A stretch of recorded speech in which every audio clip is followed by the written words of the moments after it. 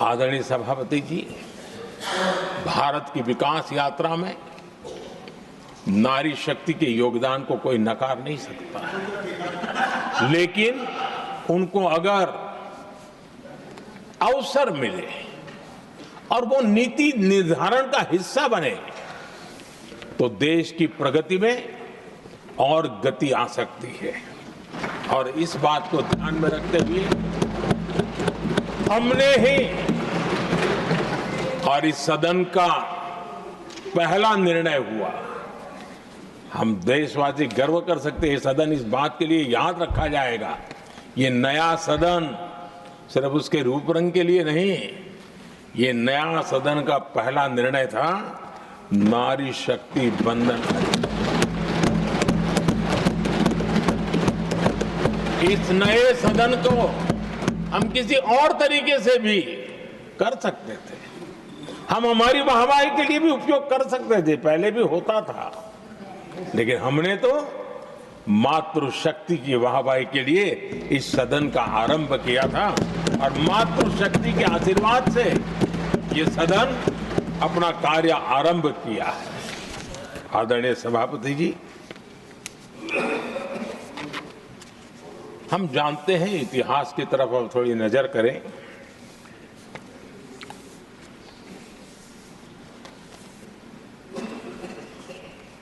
यानी मैं कह रहा हूं इसलिए नहीं,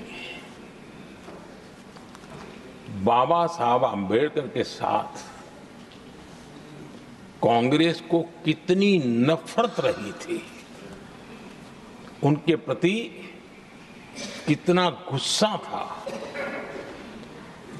और किसी भी हालत में बाबा साहब की हर बात के प्रति कांग्रेस चिढ़ जाती थी और इसके सारे दस्तावेज मौजूद है।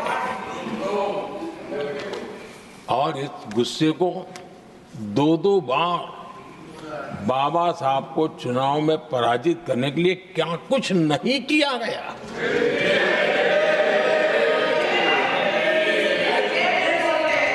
कभी भी बाबा साहब को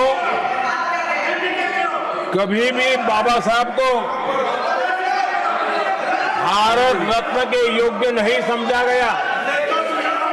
आदरणीय सभापति जी, कभी भी बाबा साहब को भारत रत्न योग्य नहीं समझा गया।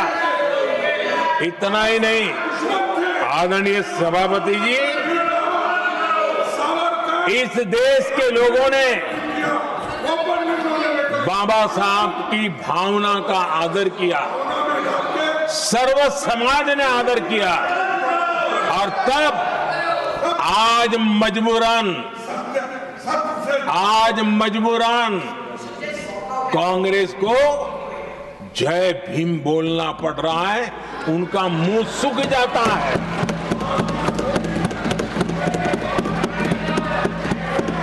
और आदरणीय सभापति जी, ये कांग्रेस भी रंग बदलने में बड़ी माहिर लग रही है। कितनी तेजी से अपना नकाब बदल देते हैं, ये इसमें साफ नजर आ रहा है। आदरणीय सभापति जी, आप कांग्रेस का अध्ययन करेंगे तो कांग्रेस की राजनीति, जैसे हमारा मूल मंत्र रहा सबका साथ सबका विकास, वैसा उनका हमेशा रहा कि दूसरे की लकीर छोटी करना।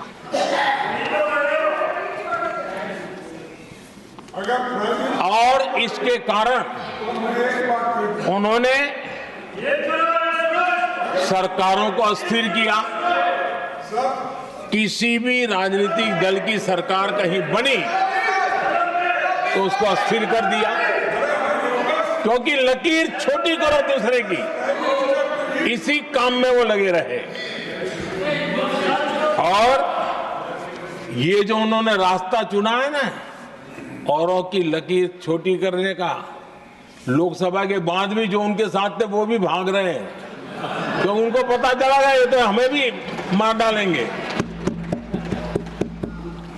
और यही उनकी नीतियों का परिणाम है कि आज ये हाल हो गए हैं कांग्रेस के। देश की सबसे पुरानी पार्टी, आजादी के आंदोलन से जुड़ी पार्टी, इतनी दुर्दशा। ये औरों की लकीर छोटी करने में अपनी शक्ति खपा रहे हैं ना। अगर वो खुद की लकीर लंबी करते तो उनकी ये दशा नहीं होती।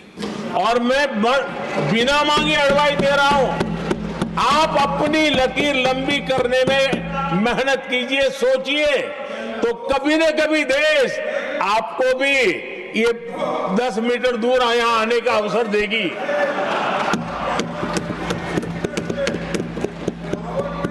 आदरणीय सभापति जी, बाबा साहब ने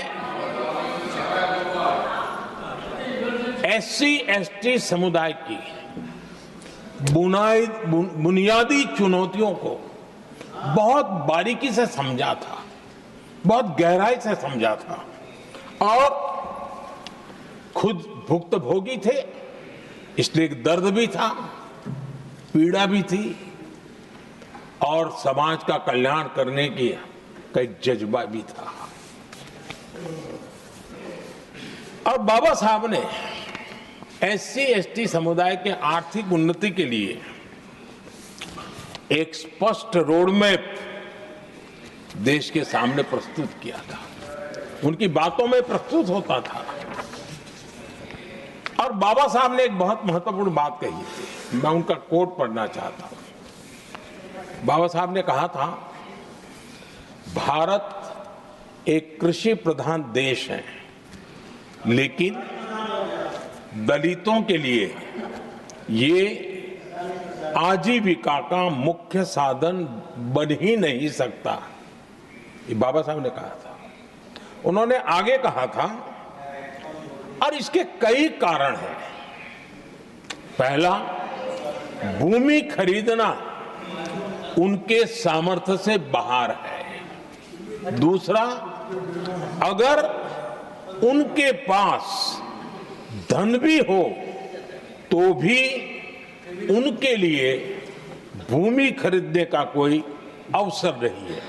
बाबा साहब ने ये एक एनालिसिस किया था, और इस परिस्थिति का एनालिसिस करते हुए उनको तो सुझाव था।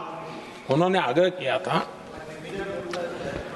कि दलितों के साथ, हमारे आदिवासी भाई बहनों के साथ, वंचितों के साथ ये जो अन्याय हो रहा है, ये जो मुसीबत में जीने के लिए वो मजबूर हो रहे हैं, इसका एक उपाय है देश में इंडस्ट्रियलाइजेशन को बढ़ावा दिया जाए। औद्योगिकरण के पक्षकार थे बाबा साहब, क्योंकि औद्योगिकरण करने के पीछे उनकी कल्पना साफ थी। स्किल बेस्ड जॉब्स और एंटरप्रेन्योरशिप के लिए, आर्थिक आत्मनिर्भरता के लिए दलित, आदिवासी, वंचित समूहों को एक अवसर मिलेगा, और उसे वो उत्थान का एक सबसे महत्वपूर्ण हथियार मानते थे। लेकिन आजादी के इतने सालों के बावजूद भी, इतने साल कांग्रेस को सत्ता में रहने का अवसर मिला, तब भी बाबा साहब की इन बातों को पर गौर करने का भी उनको समय नहीं था। उन्होंने बाबा साहब की इस विचारों को पूरी तरह खारिज कर दिया। एससी एसटी समुदाय की आर्थिक लाचारी बाबा साहब समाप्त करना चाहते थे। उसे कांग्रेस ने